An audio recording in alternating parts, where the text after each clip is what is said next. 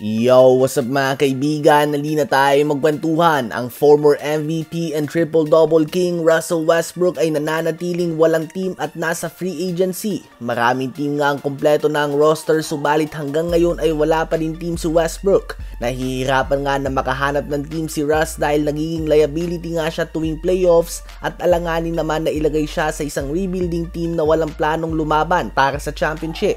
Ang pagiging parte niya nga ng Denver Nuggets sa nakaraang season ay posibleng ang huling pagkakataon niya na magkaroon ng singsing dahil ngayon kung papalarin man nga siya na mabigyan pa ng team sa NBA ay malabo nga na sa championship contender ito dahil mukhang natuto na ang mga teams at nakita na nila kung paano hayaan si Westbrook na tumira sa labas ng mga teams tuwing playoffs at mag-commit ng madaming turnovers.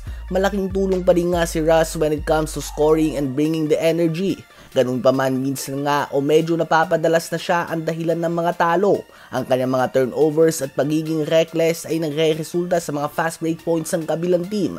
Sa ngayon ay napapabalita na interesado sa kanya ang Sacramento Kings at ng Milwaukee Bucks. Subalit kapag kinuha siya nito ay inaasahan na 1-year contract lamang ito.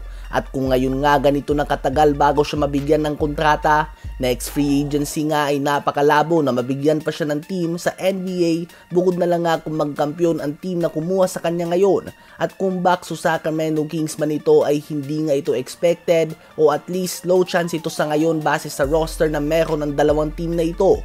Kaya naman baka nga samahan ni Russell Westbrook si Chris Paul na magkaroon ng farewell season next year. Ang pinagkaiba lang nga ay kung sakali kay Chris Paul ay umalis siya dahil gusto na niya at hindi din siya magiging bench player kung sakali man na matupad ang gusto niya na manatiling parte ng starting five. Habang si Westbrook nga ay posibleng mag-retire sa NBA na tulad nila John Wall na mawawalan na lamang ng team kahit na may kakayahan pa din ito na mag-average ng double-digit scoring. Kung sakali ay very sad ending nga para sa superstar and former MVP na iniidolo ng madami noon. Madami nga sa atin na si Westbrook ang naging inspirasyon sa basketball at ang kanyang prime nga ay bukod tangi sa iba. Ito nga yung mga sinasabi na you need to be there to witness it. Kung nagsimula lang nga ang isang tao na manood ng basketball lately at sinabihan mo ito na si Westbrook ay nasa usapan na ng best player in the world doon at may mga debate pa nga noon kung sino bang mas magaling sa kanila ni Steph Curry sa kanyang MVP season ay malamang hindi na ito maniniwala ngayon.